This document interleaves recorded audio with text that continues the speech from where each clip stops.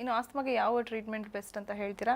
Treatment ಇಲ್ದೇನೆ ನೀವು asthma ಗುಣಪಡಿಸಬಹುದು ಅಂತ ಹೇಳಿದ್ರೆ ಅದೇ ಯಾವ ಹೇಳಿದೆ ರೀತಿ? ನಾನು, ಮೈಲ್ಡ್ ಆಸ್ತಮಕ್ಕೆ ಪರಿಸರ ಬದಲಾವಣೆ ಮಾಡಿ ಸ್ವಚ್ಛ ಪರಿಸರದಲ್ಲಿ ಇದ್ದುಕೊಂಡು ಯೋಗ ಮಾಡಿ ದಿವಸಾಗಲೂ ಪ್ರಾಣಾಯಾಮ ಮಾಡಿದರೆ ಪ್ರಾಣಾಯಾಮದಿಂದ ಆಸ್ತಮಕ್ಕೆ ತುಂಬ ಗುಣ ಆಗ್ತದೆ. ಈಗ ಆ್ಯಕ್ಚುಲಿ ಕೆಲವು ಯೋಗ ಸ್ಕೂಲ್ಸ್ನಲ್ಲಿ ಆಸ್ತಮಕ್ಕೆ ಅಂತಲೇ ಯೋಗ ಮಾಡಿದ್ದಾರೆ, ಹೌದು ಇದೆ. ಗುಣ ಆಗ್ತದೆ.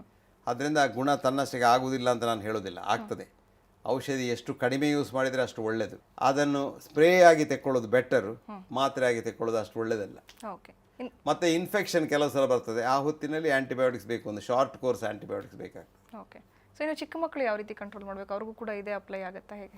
ಹೌದು, ಈಗ ಚಿಕ್ಕ ಮಕ್ಕಳಿಗೆ ನೆಬ್ಯುಲೈಸರ್ ಅಂತ ಬರ್ತದೆ, ಯಾಕಂದರೆ ಅವ್ರು ಸ್ಪ್ರೇ ಎಲ್ಲ ತೆಕ್ಕೊಳ್ಳಿಕ್ಕೆ ಗೊತ್ತಾಗೋದಿಲ್ಲ.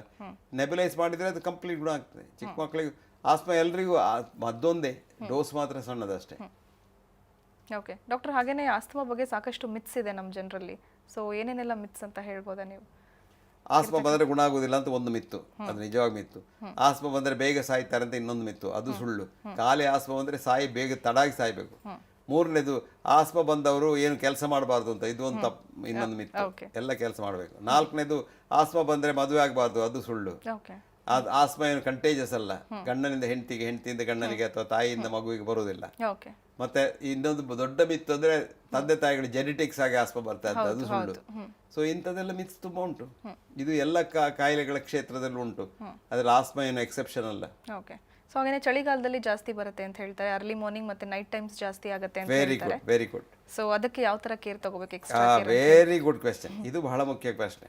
ಇದು ಹಳ್ಳಿಗಳಲ್ಲಿ ಮುಖ್ಯ, ಯಾಕಂದ್ರೆ ರಾತ್ರಿಗೆ ಆಟ ನೋಡ್ಲಿಕ್ಕೆ ಹೋಗ್ತಾರೆ, ಆ ರಾತ್ರಿ ಚಳಿ ಇರ್ತದೆ.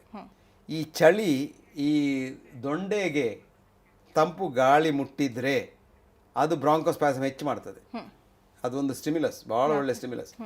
ದೇವ್ರು ನಿಸರ್ಗ ಏನು ಕೊಟ್ಟಿದೆ ಅಂದರೆ, ನೀನು ಹಿಮಾಲಯದಲ್ಲಿ ಇದ್ರೂ ಕೂಡ ನೀನು ಬಾಯಿ ಮುಚ್ಚಿಕೊಂಡು ಮೂಗಿನಲ್ಲೇ ಶ್ವಾಸ ತೆಗೆದ್ರೆ ಇಲ್ಲಿ -40 ಡಿಗ್ರಿ ಸೆಂಟಿಗ್ರೇಡ್ ಗಾಳಿ ಇದ್ರೆ ಅದು ದೊಂಡೆಗೆ ಬರುವಾಗ +37 ಡಿಗ್ರೀಸ್ ಆಗ್ತದೆ. ಅಂದ್ರೆ ನಿರಂತರ ರಕ್ತನಾಳಗಳು ಅದನ್ನು ಬಿಸಿ ಮಾಡಿಬಿಡ್ತೇವೆ ಒಂದು ಮಿನಿಟಲ್ಲಿ. ನಿನ್ನ ಕೆಟಲ್ನಲ್ಲಿ ಬಿಸಿ ಅಷ್ಟು ಪಕ್ಕ ಬಿಸಿ ಮಾಡಲಿಕ್ಕೆ ಸಾಧ್ಯ ಇಲ್ಲ, ಫ್ರಾಕ್ಷನ್ ಆಫ್ ಎ ಸೆಕೆಂಡ್ ಅದು ಬಿಸಿ ಆಗ್ತದೆ. ಅದು ಇನ್ನು ಇವ್ರು ಏನು ಮಾಡ್ತಾರೆ, ಹೊರಗೆ ಹೋಗುವಾಗ ಗಾಳಿ, ಇದು ತಂಪು ಗಾಳಿ ಉಂಟು, ಅಥವಾ ಇಲ್ಲಿ ಬೆಂಗಳೂರಿನಲ್ಲಿ ಚಳಿಗಾಲದಲ್ಲಿ ಈ ಗಾಳಿ ಹೋಗಿ ಇಲ್ಲಿ ಟಿಂಪ್ಯಾನಿಕ್ ಮೆಂಬ್ರೇನಿಗೆ ತಾಗಿದ್ರೆ, ತಂಪು ಗಾಳಿ ತಾಗಿದ್ರೆ ಅದು ಒಳಗಿನಿಂದ ಅದು ನೇರ ದೊಂಡೆಗೆ ಹೋಗ್ತದೆ, ದೊಂಡೆಗೆ ತಂಪಾಗ್ತದೆ, ಆಸ್ಮಾ ಬರ್ತದೆ. ಅದಕ್ಕಾಗಿ ರಾತ್ರಿ ಮಲಗುವಾಗ ಕಿಟಕಿ ತೆಗೆದು, ಕಿಟಕಿ ಹತ್ರ ಈ ಬೆಂಗಳೂರಂತ ಪ್ರದೇಶದಲ್ಲಿ ಮಲಗಬಾರ್ದು ಅಂತ ಹೇಳೋದು. ಎರಡನೇದು, ಮಲಗುವಾಗ ಒಂದು ಮಫ್ಲರ್ ಕಟ್ಟಿ ಮಲಗಿದ್ರೆ ಅಥವಾ ಒಂದು ಮಂಕಿ ಕ್ಯಾಪ್ ಹಾಕಿ ಮಲಗಿದ್ರೆ ಒಳ್ಳೇದು ಅಂತ.